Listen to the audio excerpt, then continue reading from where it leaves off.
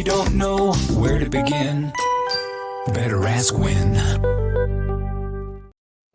Shane, good to see you. A really important topic today, how to recover financially after a divorce.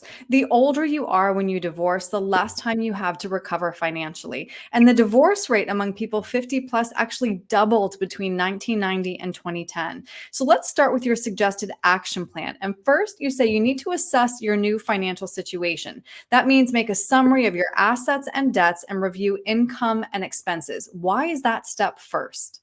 Well, a lot has probably changed after this divorce. Maybe assets were split down the middle, or certainly accounts were taken in one direction or the other. So you want to make sure you now know where your money is, what you have in your control, so you can chart a course going forward to get yourself to retirement successfully.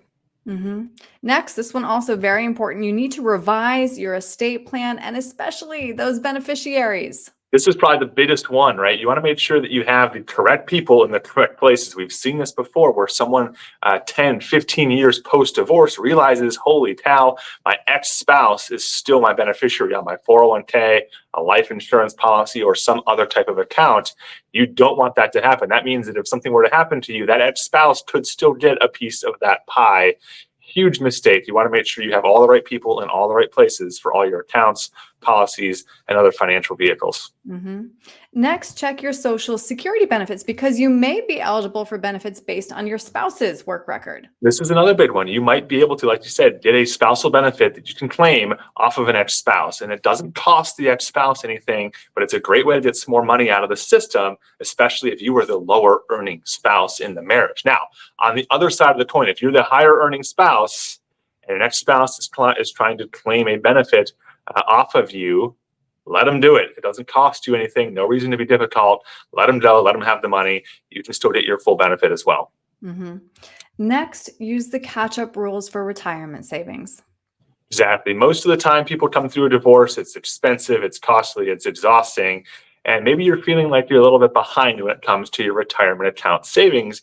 You can use the catch-up provisions that allow you to put a little bit extra money into these accounts every year, these IRAs, 401ks, Roths, to boost your retirement savings. And then last, you suggest setting new financial goals. Your retirement was probably based on joint goals, and now you get the chance to rethink what's important to you, and that's where working with an advisor can really help.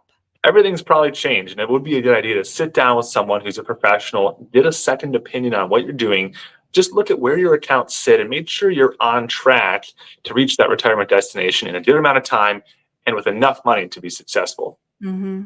Shane, if somebody is going through a divorce and they would like your help with any of these steps, what's the best way to reach you? Best way to reach us is online at winstonandcompanies.com or call us on the phone at the office. 602-456-1928 is our office phone. Great. Shane, thank you. Thanks, Erin. Got a plan for your retirement, cause you know it's just down the road. But if you don't know where to begin, better ask Win.